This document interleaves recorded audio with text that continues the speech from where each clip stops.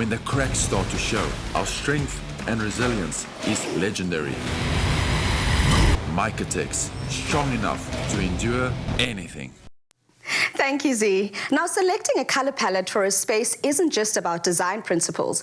It's also about tuning into our bodies and intuition with colors that evoke emotions and create a harmonious atmosphere, just like selecting our favorite flavors. And we most certainly are listening to our inner voice today. We're about to treat ourselves to something decadent and inspired by Plascon's Spring Savannah color palette. And you know I had to bring in the big guns with my friend Jay. Ooh, thank you to me. I know that we are sticking to the Plascon color theme, the Plascon Savannah color palette, right? But you've got something today that we're making that basically ties into that. No, for sure. But you know, before we start this off, as the age-old saying goes, never fear when Chef Jay is here. You heard it, yeah. And today we are indulging in something a little bit sweet, a little bit salty. So we're having a bit of a play on those kind of flavors today, and we're making a chocolate brownie as the base and a decadent salted caramel topping, which is delicious, delightful, all in one bite. I love that, friend. Okay, so show us how it's done. Give us all the steps, all the tips, and you know I love me some chocolate brownie, and just the addition of some, you know, salted caramel on there is definitely a win for me. Always a winner. So we've gone with, in this pot, melted down a little bit of dark chocolate. We've gone for about 85% cocoa. I like it very, very dark and chocolatey.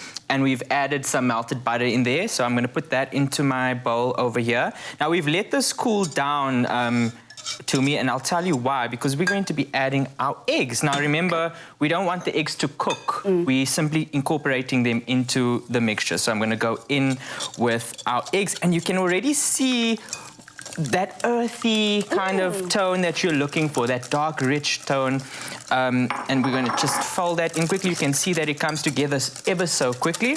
All right, and then it's so simple to me. This is one of those recipes that you can get away with just sort of adding things into a bowl. So we've got some sugar, right, some flour, some cocoa powder, and a little bit of vanilla. And in that goes, we're going to whisk that up, and then we're going to bake it off. I love that. I love the fact that you've actually tied into, you know, the colors of the Plascon, because what we're doing here is we're, in essence, drawing inspiration from Plascon's Spring Savannah color palette, particularly with the warm, earthy tones like the Safari Sun. We've infused this caramel, the salted caramel in there with its rich, inviting hues reminiscent of the Savannah landscape. And I think that's what you were going for, right? Yeah, definitely. I mean, you can totally see that sunset vibe. And you know, the age-old saying also goes that you eat with your eyes first. So I think it's really nice to have the same sort of vision that you would have as painting a wall, as, you know, incorporating it into the food we eat. Yeah, just like the prominent Safari Sun color, which comes to life in this brownie, creating a visual masterpiece on your plate that mirrors the natural beauty of the great outdoors. And this is something a lot of people wouldn't even think of doing, because a brownie on its own is already decadent, you know? Yeah. But just adding those touches of flavor here that not only make your brownie delicious, but it also adds to how it looks on your plate. Exactly, and I think it's important to think about that when you're baking and cooking, is how those flavors actually going to play together in the final product.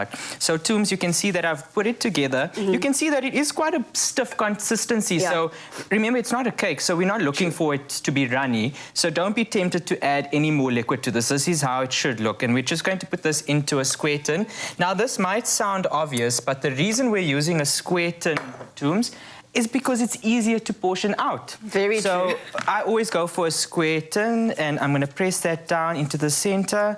And I think, you know, why don't we call Z in to join us? I think so. I think Z, come through, because I know you do like your sweet things every now and then. But this dish, for me, it literally serves as a powerful reminder of how, you know, color can elevate not just a living space, but also our indulgent moments, adding a touch of rustic charm and sophistication to every decadent bite. Would you like some, my friend? I love sweet things all the time, not some of the time.